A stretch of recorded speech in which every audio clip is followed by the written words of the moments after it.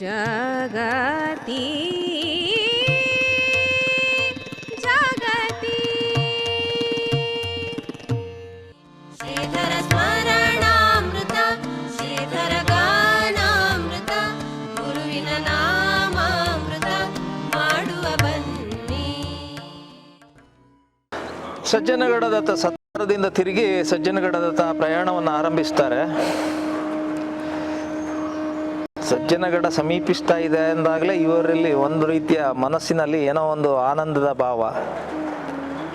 ಸಾಗುತ್ತಾ ಸಾಗುತ್ತಾ ಸಜ್ಜನಗಡದ ಸಮೀಪದಲ್ಲಿ ಊರ್ವಶಿಯ ನದಿಯಾಗಿ ಹರಿದಂತಹ ಒಂದು ತೀರ್ಥ ಇದೆ. ಅದಕ್ಕೊಂದು ಹಿನ್ನೆಲೆ ಇದೆ. ರಾಮದಾಸರ ತಪಸ್ಸನ್ನು ಭಂಗಪಡಿಸಲಿಕ್ಕೆ ದೇವತೆಗಳು ಊರ್ವಶಿಯನ್ನು ಕಳಿಸಿದ್ರು, ಹಾಗಂತ ಅವಳು ನದಿಯಾಗಿ ಹರಿದಳು ಅಂತ. ಆ ಕಾಲಕ್ಕೆ ರಾಮದಾಸರದ್ದು, ಸಮರ್ಥ ರಾಮದಾಸರು, ಲೋಕಗುರು ರಾಮದಾಸರು ದೊಡ್ಡ ಸಾಧನೆಯೇ. ಪಂಚವಟಿ ಪ್ರದೇಶದಲ್ಲಿ ಎದೆ ಎತ್ತರದ ನೀರಿನಲ್ಲಿ ದಿನಕ್ಕೆ 4ರಿಂದ 5 ತಾಸು ನಿಂತು ಧ್ಯಾನ ಮಾಡ್ತಿದ್ರಂತೆ, ತಪಸ್ಸನ್ನ ಮಾಡ್ತಿದ್ರಂತೆ ಸಮರ್ಥ ರಾಮದಾಸರು.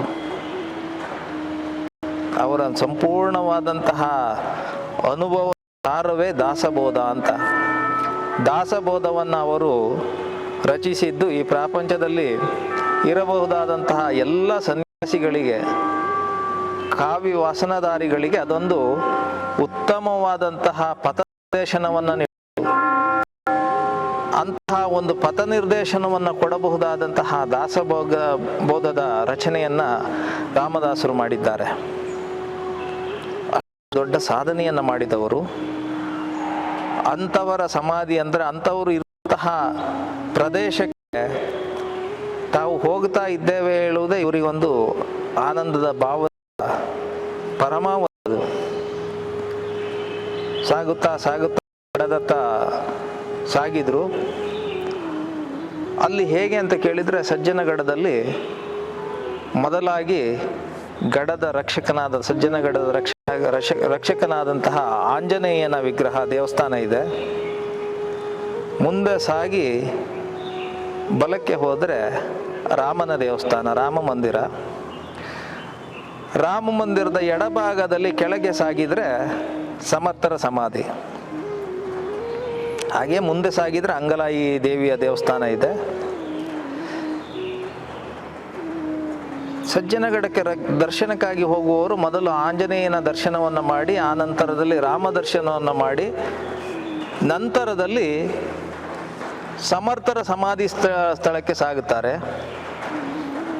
ಇವರು ಸಜ್ಜನಗಡಕ್ಕೆ ಹೋದವರು, ಇವರು ಪ್ರಥಮ ಬಾರಿ ಹೋದದ್ದು. ಯಾರೂ ನಿರ್ದೇಶನವನ್ನೇನು ಕೊಡಲಿಲ್ಲ.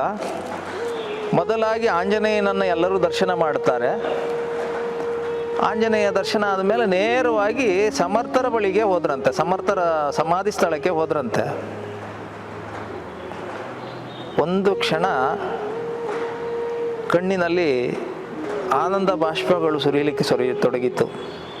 ಆನಂದ ಅತಿರೇಕದಿಂದ ಕಣ್ಣೀರು ಸುರಿಸಿದ್ರಂತೆ.